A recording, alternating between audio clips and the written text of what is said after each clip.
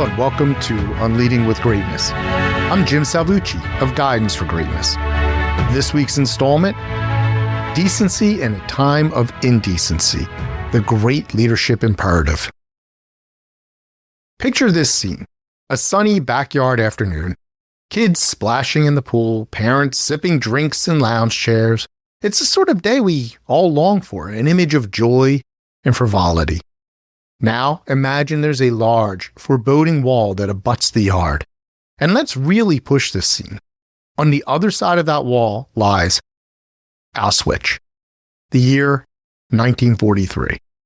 This jarring juxtaposition is the premise of Jonathan Glazer's film, The Zone of Interest, a chilling portrayal of the Auschwitz commandant's family life, their routine ups and downs at the threshold of utter evil. The film never penetrates the walls of Auschwitz, but the camp looms as an ever-present counterpoint to the family's normality as the sounds of atrocity punctuate the banality. Gunshots shout sharply in the distance, guards bark angry orders, vicious dogs roar, and furnaces blast their fury. Glazer said he wanted to show that the perpetrators of the Holocaust weren't mythologically evil, that they seemed disturbingly ordinary as they chose to perpetrate unparalleled human horror. In Man's Search for Meaning, the Austrian psychologist, philosopher, and Holocaust survivor Viktor Frankl writes of his experience. There are two races of men in this world, but only these two, the race of the decent man and the race of the indecent man. Both are found everywhere. They penetrate into all groups of society. To be clear, Frankl isn't drawing the simplistic line between the camp overseers, the perpetrators, as the indecent, and the prisoners, their victims, as the decent. His observation comes immediately after recounting a surprising act of compassion by a camp foreman who risked his life to slip Frankl a piece of his own bread rations. This kindness, small but monumental, illustrates Frankl's assessment of human nature that the boundaries between groups overlapped, and that no group consists entirely of decent or indecent people. Decency can indeed exist in the most indecent of places.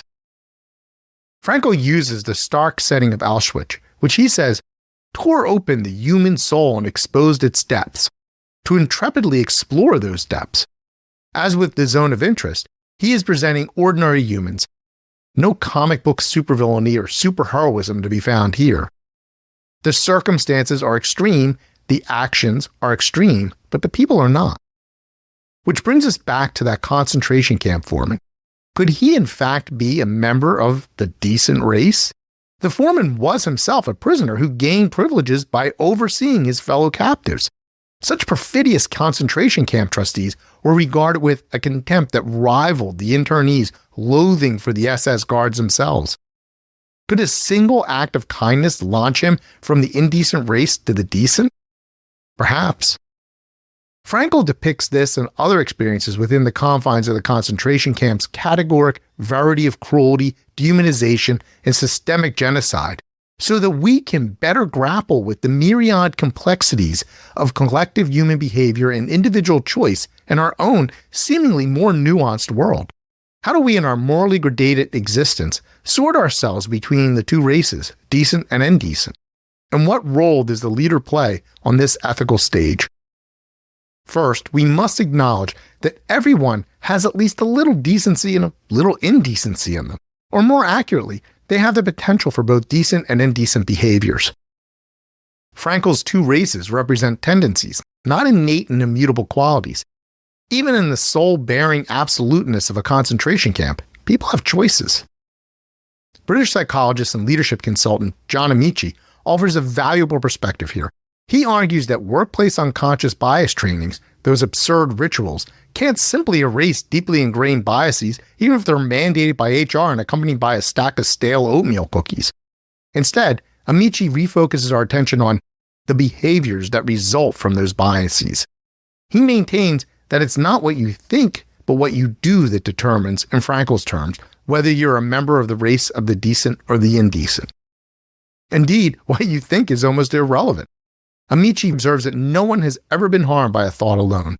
We harm others through what we choose to do or not do, not what we think, imagine, or feel. Furthermore, to count among the race of the decent, you must be aware of your biases, develop your capabilities for decency, seek opportunities to apply those capabilities, and create the eternal motivation to consistently behave decently. That, Amici says, is the formula for overcoming the indecent biases we all harbor. We in fact have agency to choose, howsoever twisted our inner workings. The notion is liberating. I've argued along these same lines in the past that it is not good enough to be good deep down, that who you are is all about what you actually do, not what you intend, that wanting to do good is not the same as doing good, that you can't be virtuous unless you actively and consciously practice virtue. I've also argued that integrity is not a part-time gig. Think of a chair. For that chair to have integrity, it must be whole. Remove one leg and boom, it's useless. The same goes for human integrity. You can't compartmentalize it, practicing integrity here but not there. True integrity requires the choice to practice it consistently through all aspects of our lives. Aristotle said, moral excellence comes about as a result of habit. We become just by doing just acts, temperate by doing temperate acts, brave by doing brave acts. The key here is habit. Habits are regular behaviors, like the mundane inner workings of a family household.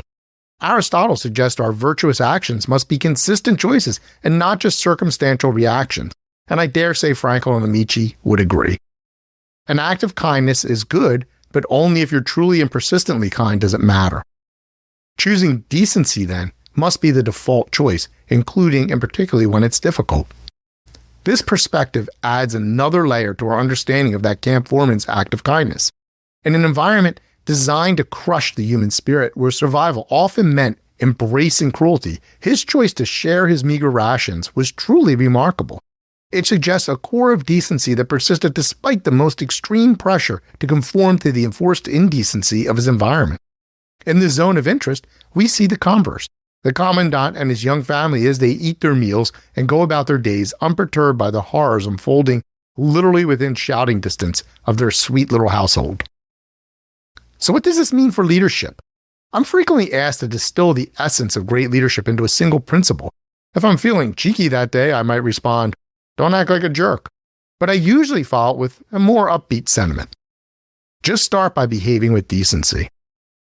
That's it. Leaders become great by consciously and consistently making choices to live and behave as members of the race of decency, even in indecent times. That's the imperative of great leadership. Without that choice, the leader's charisma becomes manipulation, vision becomes ambition, and decisiveness becomes tyranny, which is to say the leader is really then just a boss.